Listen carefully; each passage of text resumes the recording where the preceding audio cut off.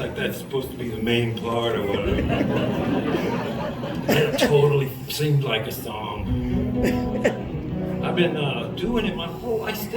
This year more than any, after the pandemic, we just started touring as hard as we could for no real good reason, just because it's a way of life, you know.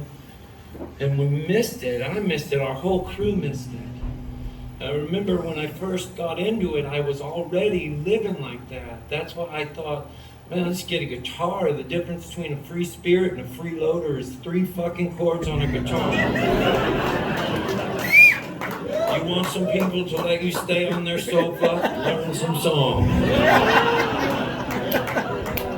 And I made up all my own songs really young because I felt like I was living this life that I heard John and Jerry Jeff singing about. And it just seemed to work, you know.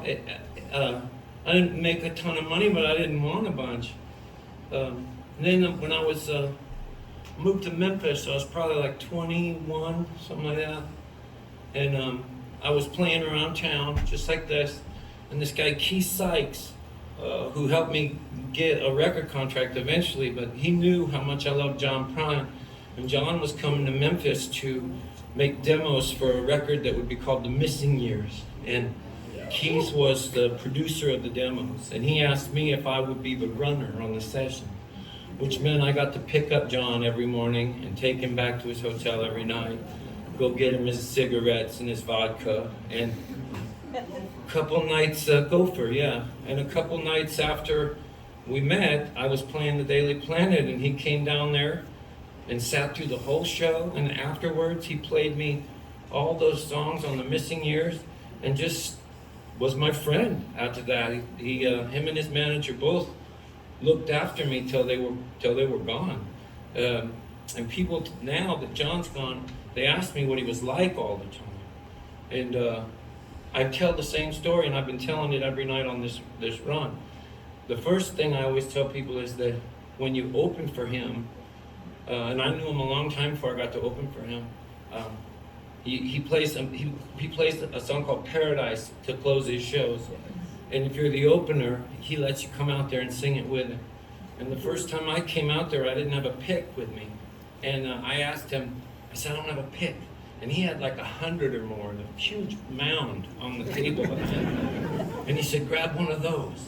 And I grabbed one. He said, not that one though, not that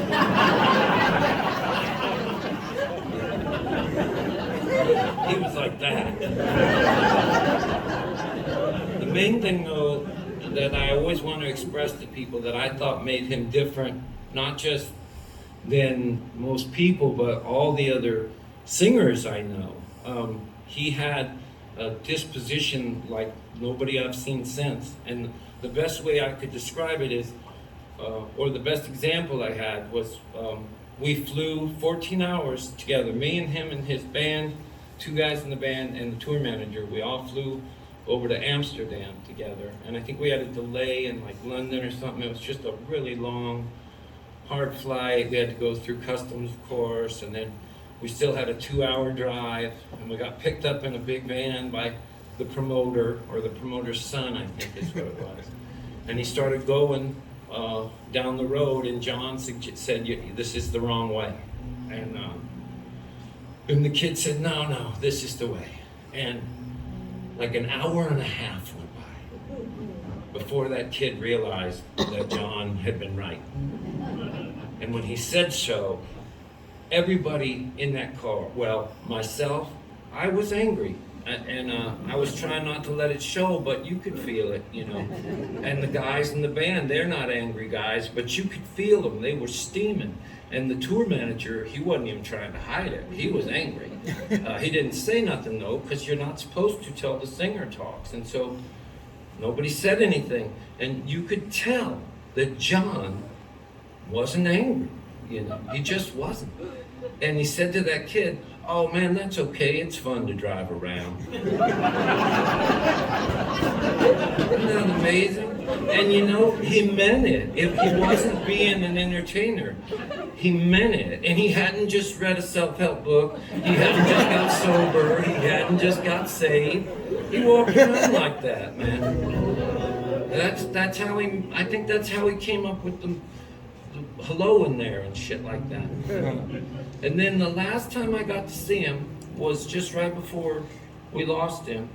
He knew that he didn't have a lot of time left, and he knew that was going to be his last tour. He'd even said so. And he asked me if I would go on the West Coast leg with him. And we went out there, and the first night, instead of closing with Paradise, he closed with this song called Lake Marie. And at the end of the song, instead of just walking off like he'd done for years, he set the guitar down and he started. Remember when Hendrix was bringing flames up out? He was like, he didn't set his guitar on fire, but he acted like he did, and he was doing this to it, you know. And then he started moving. It was like remember the gopher in Caddyshack? The band was still playing, you know. They're like vamping, they call it, and he's moving around, and I'm like, is John dancing? And then I thought, he's dancing. He started going more and wilder and freer and crazier.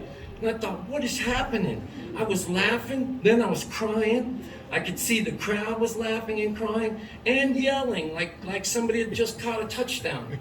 I'd never seen anything like it. Then he went out to the front of the stage, turned around like Rod Stewart, and shook his butt around. And people went nuts. Then he went like this. And then he pulls out a watch with a chain on it, starts swinging it like this, and walking like this. Then he walks right past me and he says, "You didn't see that coming, did you?" And I had not seen that coming. And I was weeping and laughing, and I just love him so much.